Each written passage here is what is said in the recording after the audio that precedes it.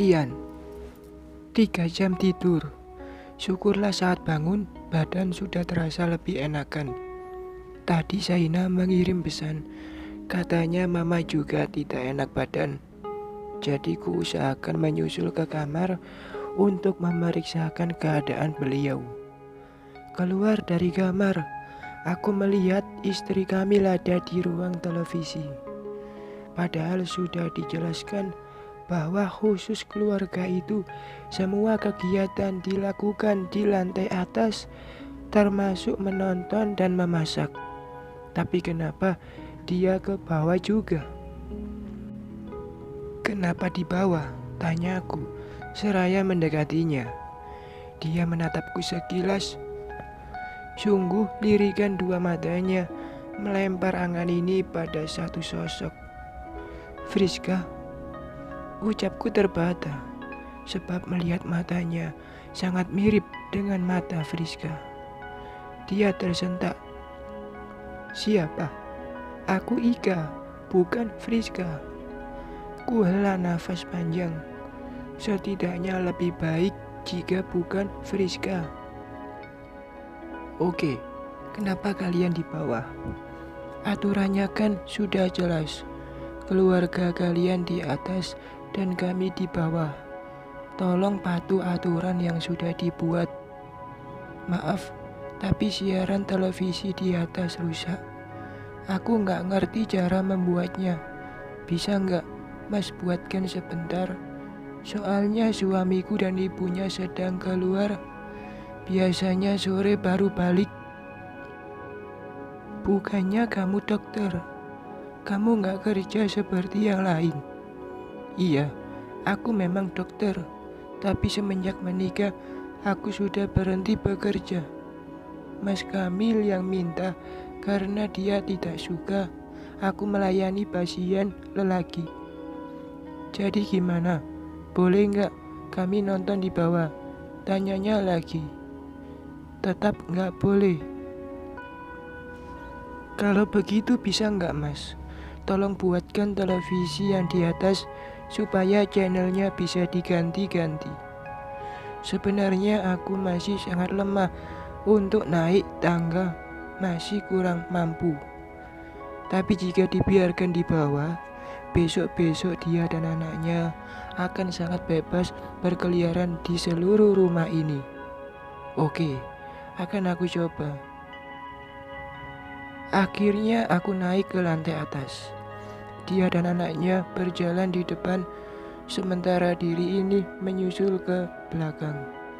Satu persatu anak tangga aku naiki, tubuh semakin hilang kekuatan, sampai di tangga terakhir, kaki seperti lunglai. Ya Allah, seketika tubuh ini terjerembab di lantai. Mas, kenapa? Tanpa aku pinta, Ika datang dan mencoba merangkulku. Jangan, tidak usah. Aku bisa bangun sendiri. Jangan menolak, Mas. Kamu ini lemah. Biar aku bantu ke kursi. Tidak bisa aku lepas. Dia mencengkram lengan ini dengan kuat.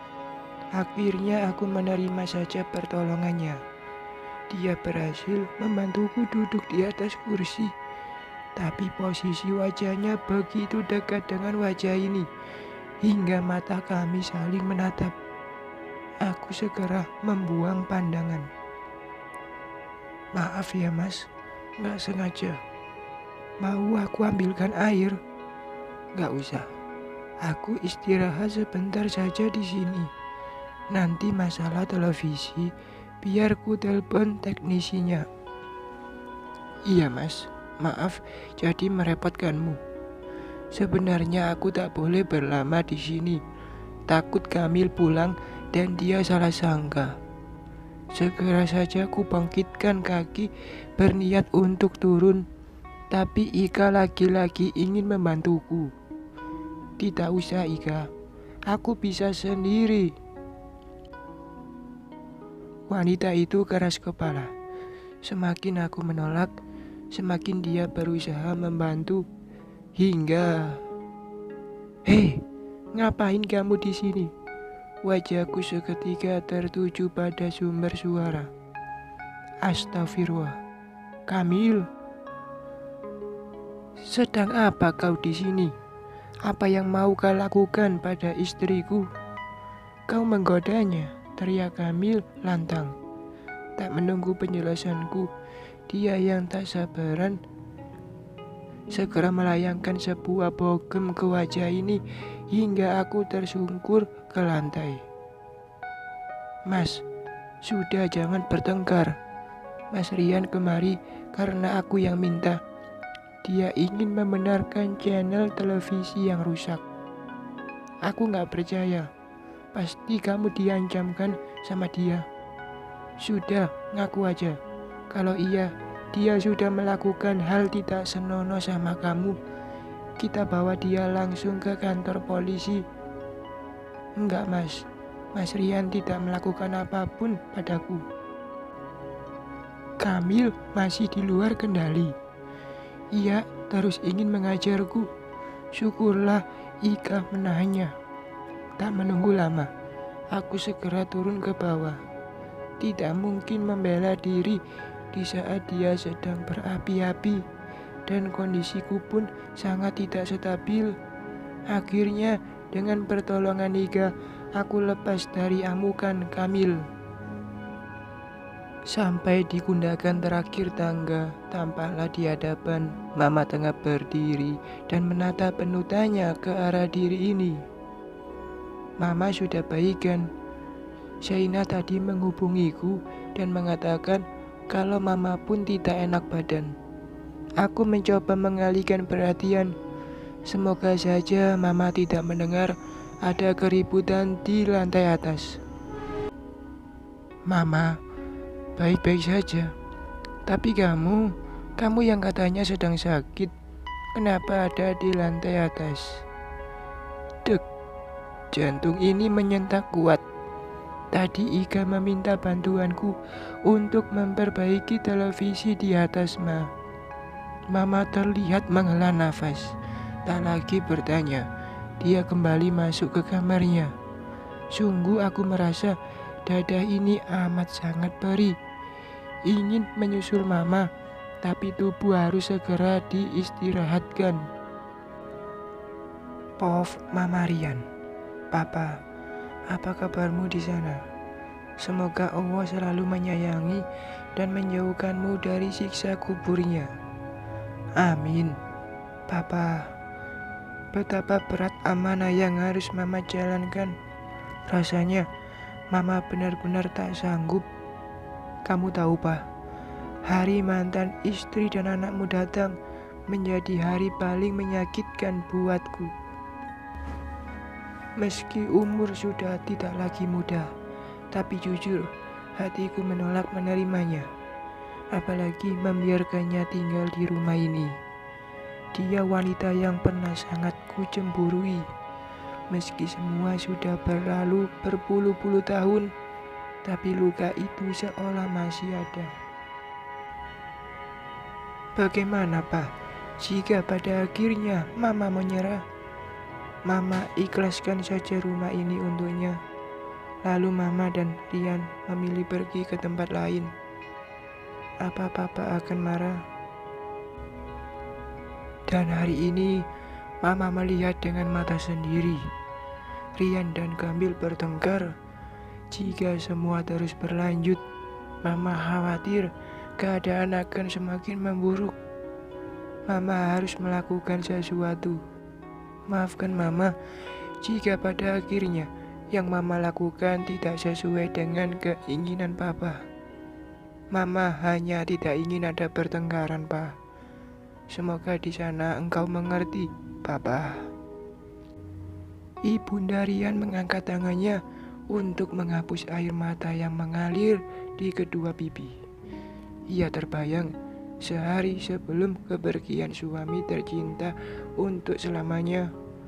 Lelaki itu berkata, Papa minta maaf sama Mama jika selama kita hidup Papa pernah menyakiti hati Mama. Ucap sang suami lirih. Sudah, Ma. Sudah, Pa. Mama sudah maafkan semua kesalahan Papa. Papa merasa sudah semakin dekat waktunya. Jangan berkata demikian. Papa pasti sehat. Tidak, Ma. Jika memang waktu Papa sudah sampai, ada satu hal yang membuat perasaan Papa tidak tenang. Apa itu, Pak? Katakanlah. Siapa tahu Mama bisa memberi jawaban atau solusi yang baik. Ini tentang Melanie. Denyut jantung Ibunda Rian berdegup lebih kencang mendengar nama itu. Meski sudah berpuluh-puluh tahun berlalu, jika terbuka kembali rasa sakit itu pun mampir tanpa bisa dihentikan. Walau begitu, Ibunda Rian tetap tersenyum. Katakan, Pak, ada apa dengan wanita itu? Dulu Papa meninggalkannya demi membuktikan penyesalan dan cinta Papa sama Mama. Tapi Papa sadar ada tanggung jawab Papa pada anak yang dilahirkan Melanie ke dunia ini. Memang benar, Papa sudah memberi sejumlah uang kepada dia untuk menghidupi anaknya, tapi tentu uang itu akan habis. Inilah yang sebenarnya bertahun-tahun Papa pikirkan. Papa takut karena kehilafan Papa di masa lalu akan memberatkan kelak di yaumil akhir. Tolong, Ma, lakukan yang terbaik. Berikan harta yang menjadi hak waris anak itu. Berikan mereka tempat tinggal jika mereka tak punya rumah. Siapa tahu kebaikan Mama akan menutupi kejahatan Papa di masa lalu. Berat untuk mengiyakan, tapi melihat suami yang kesakitan, akhirnya Ibunda Rian menganggukkan kepala. Ia tahu ini akan berat, tapi membiarkan suaminya kesusahan juga sebuah pilihan yang berat yang seharusnya tidak ia lakukan. Siang hari, saat sang menantu pulang kerja, Ibunda Rian memanggilnya. Sebelum berita pertengkaran Rian dan Kamil terdengar, maka ia putuskan untuk memberitahu terlebih dahulu. Shaina, tadi Mama lihat Rian dan Kamil bertengkar. Bertengkar kenapa, Ma? Yang pastinya Mama tidak tahu, tapi kata Rian, Ika memintanya untuk membuatkan televisi yang rusak di lantai atas. Jadi Mas Rian naik ke lantai atas. Iya, Sa. Apapun yang terjadi, selalu percaya pada suamimu ya. Baik, Ma. Melihat Mama mertua masih lemah, Shaina tak lagi bertanya. Ia pikir nanti saja bicarakan dengan Rian langsung. Mama gimana keadaannya? Udah lebih baik kan? Alhamdulillah sudah. Kalau gitu, Shaina masuk ke kamar dulu ya, Ma. Iya, Sah. Shaina bergegas ke kamar. Ia ingat pasti suaminya belum makan siang. Syukurlah bisa pamit pulang sebentar dengan alasan suami dan ibu mertua sakit. Tapi setelah ini dia harus kembali ke rumah sakit kembali. Wanita itu membuka pintu kamar. Tampak di pandangan Rian baru selesai melaksanakan sholat duhur. Assalamualaikum, Mas. Waalaikumsalam. Gimana keadaan, Mas? Udah lebih enakan? Shaina mendekati suami dan menyalami lelaki itu. Sudah lebih enakan, Yang. Alhamdulillah. Sudah makan? Belum. Ya udah, ayo Shaina temani. Akhirnya mereka bersama-sama untuk melaksanakan makan siang. Tak ada keributan apapun di lantai 2. Rian dan Shaina mencoba bersikap tenang. Tapi apa yang terjadi di malam harinya sungguh di luar perkiraan. Bu Mel menemui mereka dan meminta pertanggungjawaban Rian atas kejadian tadi pagi. Saya mendapat pengaduan dari Kamil kalau tadi pagi dia melihat Rian di lantai atas bersama menantuku Ika. Aku dan Kamil akan melupakan kejadian hari ini, tapi jika suatu saat terulang kembali, aku tak akan segan melaporkannya ke pihak berwajib akan hal itu. Saya ke atas karena menantu ibu meminta memperbaiki televisi. Rian mencoba membela diri. Shaina di sampingnya mencoba menenangkan. Kau dan menantuku bisa saja berdalih apapun, tapi tetap kelakuan kalian itu salah. Aku tak akan mudah percaya begitu saja. Yang jelas, jika kejadian ini terulang kembali, aku dan Kamil akan mengambil tindakan. Bu Mel tak lagi menunggu. Dia langsung kembali ke lantai atas. Sementara masih di tempatnya, Shaina membuang nafas panjang. Mama mertua yang melihat kejadian itu tampak mendekati. Mama minta kalian lebarkan sabar. Besok pengacara akan datang ke rumah karena pembagian hak waris telah selesai. Mama berencana menjual sebagian harta dan akan membalikan sebuah rumah untuk Bu Mel. Kenapa harus Mama? Mereka juga punya harta dan bisa membelinya sendiri. Rian menjawab dengan emosi.